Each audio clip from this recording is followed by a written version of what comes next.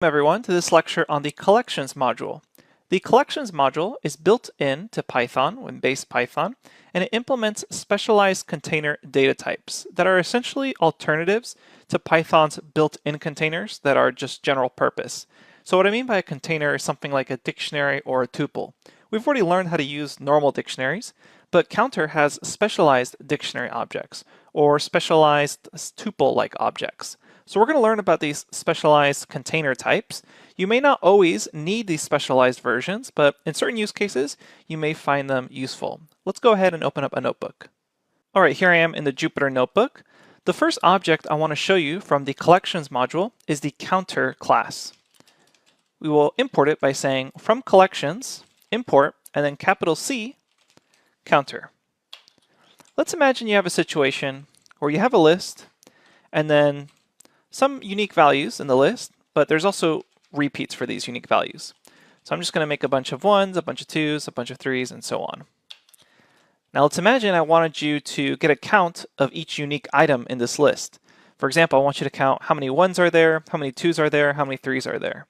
Well, you currently do have the skills to do this. You'd probably have to create a for loop and then have some sort of dictionary keeping track if you've already seen the number or not. And then if you've already seen it, go ahead and add +1 to the count. If you haven't seen it, create a new key and then add 1 again, etc. So that's actually quite complicated, but Counter can do this for us automatically with a single call. It's super useful in these sort of situations. Simply pass in my list into Counter, and then you get this specialized counter object that has now counted the instances for each unique item in that list. So there's 5 instances of 1, there's 4 instances of 2, and there's 7 instances of 3. And this works if there were strings as well. So let's imagine we have some A's there, and then let's say 3 10s. I'm going to say counter my list, and I can see here it counts that there's 2 A strings and then 3 instances of 10.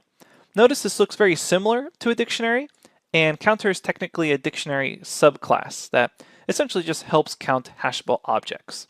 So inside of it, elements are stored as dictionary keys, and the counts of the objects are stored as the values.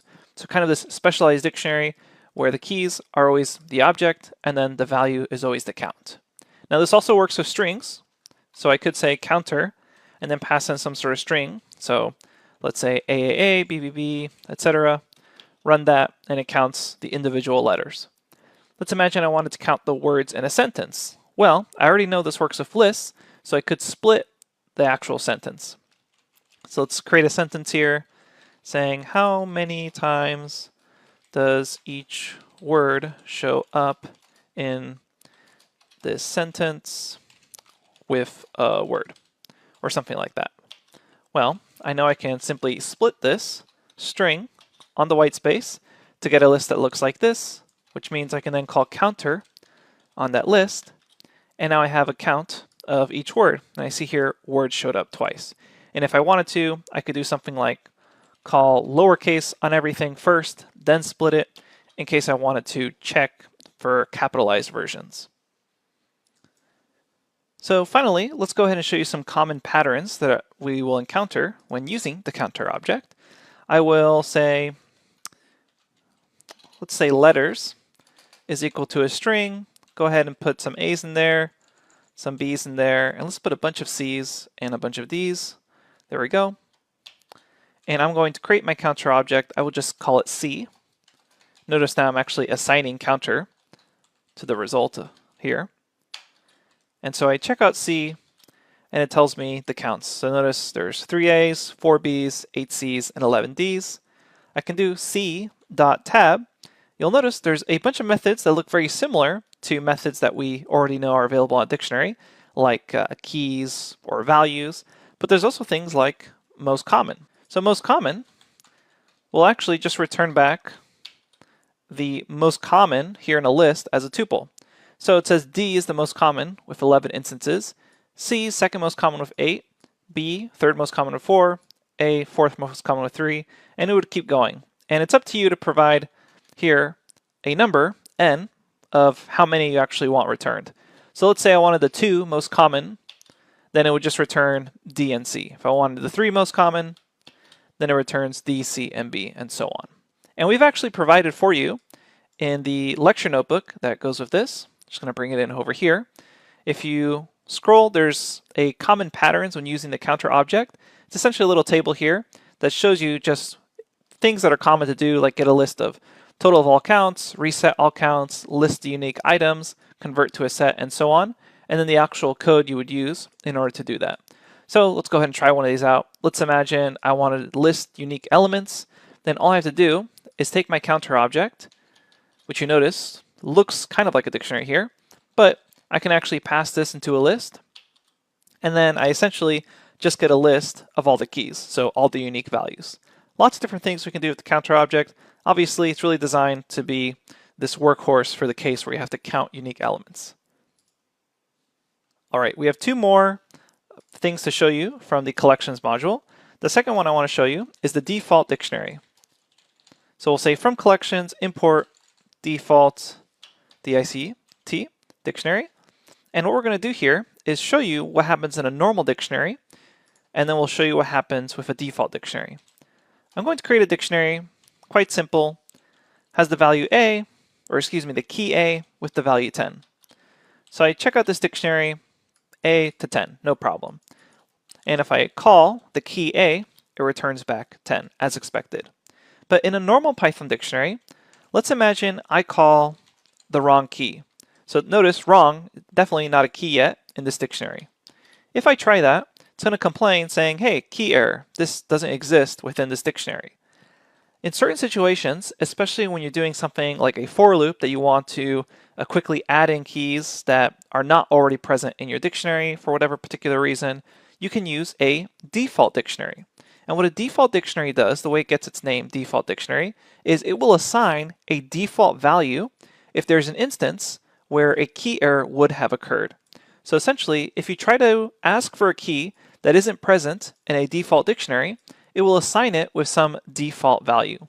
Let me show you how you can create this default dictionary. And the way we do this is by saying whatever your dictionary is going to be, so we'll call it D again.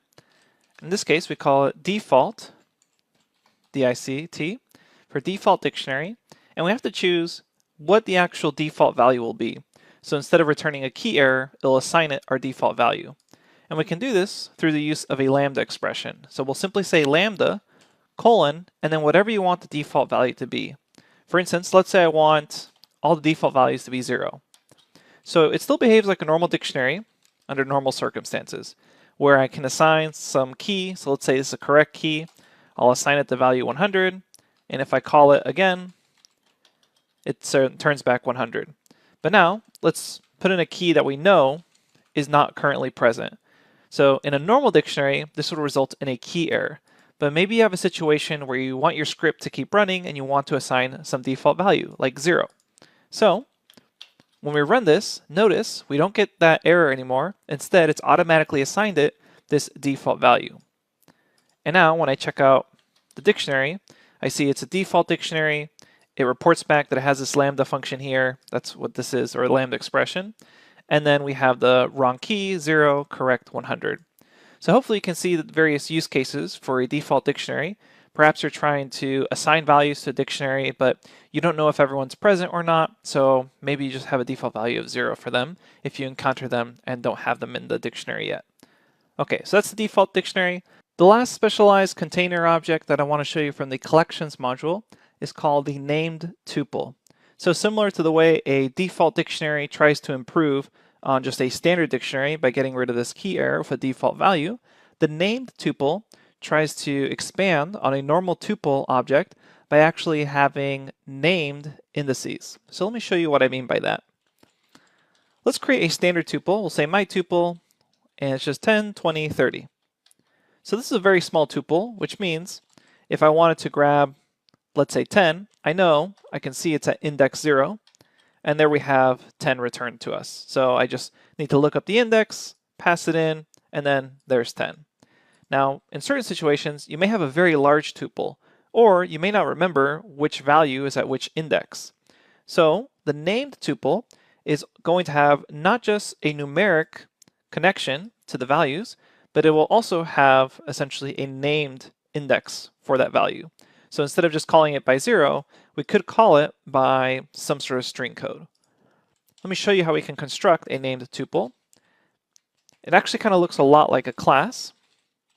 So we'll say from collections import named tuple, and let's construct our named tuple, which is almost like constructing a new object using object-oriented programming, or OOP.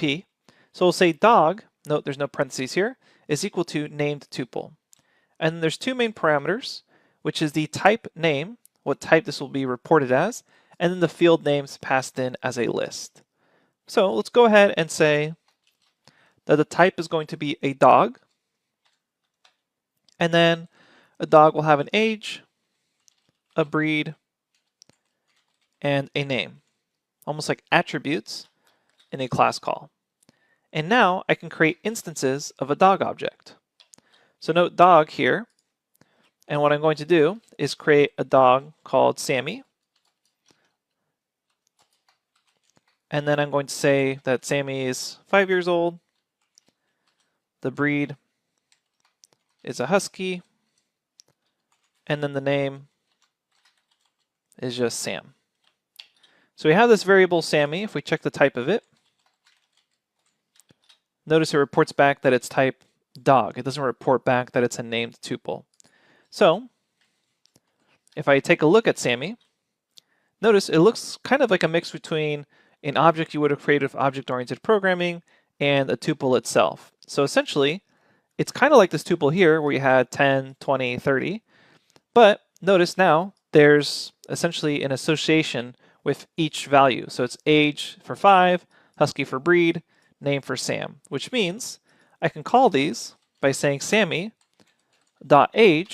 as if they were just attributes on this. So then I can call for the breed, and then I can call for the name.